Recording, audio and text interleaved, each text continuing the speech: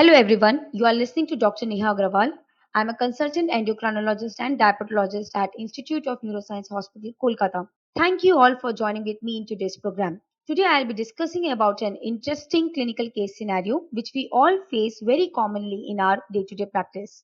So this is about an elderly lady who is 68-year-old who comes to my clinic for a follow-up visit at 3 months after initiation of empagliflozin as a part of her type 2 diabetes management.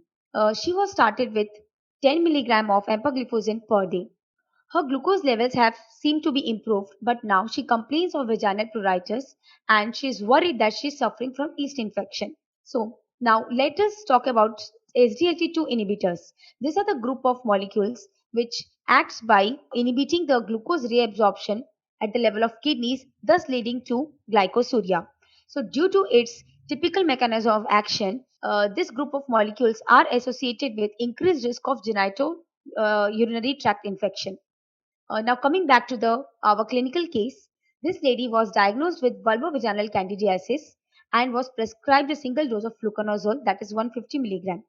Moving on to her lab parameters, after reviewing her test results, we find that since starting the empagliflozin, her HbA1c level has improved slightly from 8.9 to 8.2%, but it is still not in the target range where it needs to be.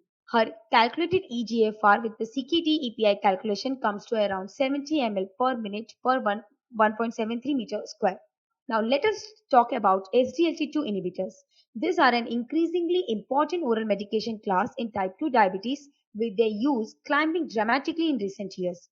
They result in broadly similar amount of glucose lowering compared with other oral agents, but comes with an extra added glycemic benefits, that is they helps in reducing blood pressure and also leads to result in modest weight loss.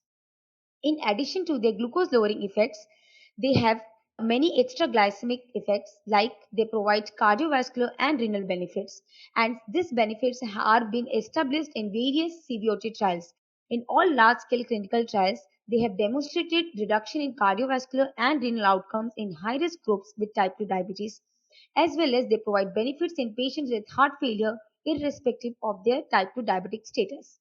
As already said, SGLT2 inhibitors reduce hyperglycemia in people with diabetes by increasing urinary excretion of glucose.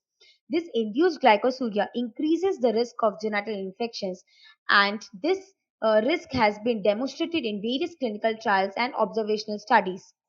The development of genital mycotic infection is more common with SGLT2 inhibitors compared to the other oral hypoglycemic agents, which may dissuade the patients from persisting with treatment. There are multiple factors which are shown to be associated with the risk of genital infection in the general population, in particular with the female sex and diabetes, especially having poor glycemic control. Therefore, the combination of SGLT2 inhibitors and DPP4 inhibitors offers a suitable component in strategy to achieve target A1C without increasing the risk of hypoglycemia and weight gain, with improvement in the overall lipid profile. A reduction in the incidence of genital infection associated with SGLT2 inhibitors has been reported when a DPP4 inhibitor is added, perhaps because of a better glucose control, although other possible mechanisms remains to be investigated. Certain putative mechanisms whereby DPP4 inhibitors may moderate SGLT2 inhibitors associated genitourinary tract infection risk deserve some comments. By far, the most straightforward explanation is that this combination reduces the glycemia and leads to glycosuria more than the SGLT2 inhibitors alone, thereby resulting in protection from GTI. DPP4 activity is present within some microorganisms like yeast, molds, and bacteria, and hence inhibition of this enzyme may directly modify the microorganism function. This highly speculative and sophisticated hypothesis needs to be tested experimentally. In clinical practice, the risk of genitourinary tract infection may be a barrier preventing the patients from receiving or continuing a potentially life-saving therapy.